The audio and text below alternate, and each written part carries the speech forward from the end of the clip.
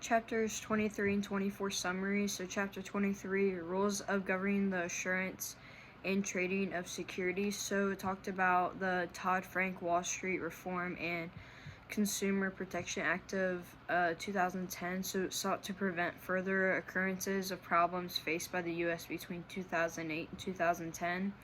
So the oversight by agencies, there's risk-taking provisions on executive compensation, and the government bailed out huge companies to avoid the collapse of national and global markets. And there's credit rating agencies, so Consumer Financial Protection Bureau, regulation of the regulations by a court of law.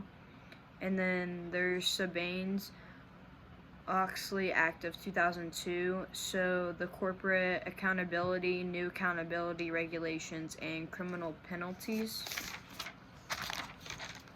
So registration of securities under the Securities Act of 1933, so there's purpose, which is full disclosure, registration statement, and process, and then there's a disclosure requirement to identify issuers.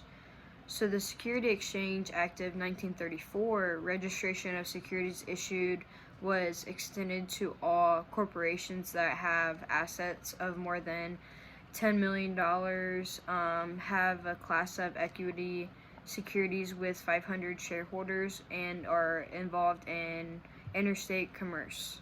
So disclosure of compensation, security markets, shareholder proposals, proxy contests, rules governing tender offers, and then state security law.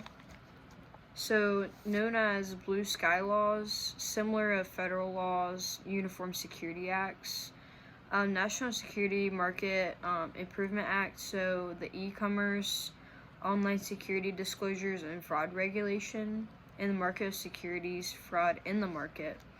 So the global dimension of rules governing the assurance and trading of securities, and then legislation prohibiting bribery and money laundering overseas. So legislation governing foreign securities sold in the United States, and regulations and offshore transactions. So chapter 24 is antitrust law. So the introduction of antitrust law, so trust, so business arrangement in which owners of stocks in several companies place their securities with trustees.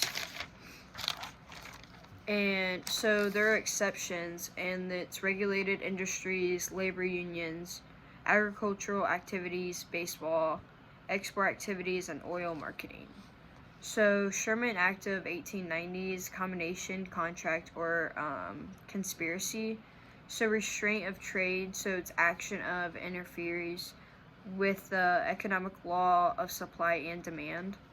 So determine if a firm has attached monopolistic position. The U.S. Supreme Court determines the relevant product and geographic markets of operation.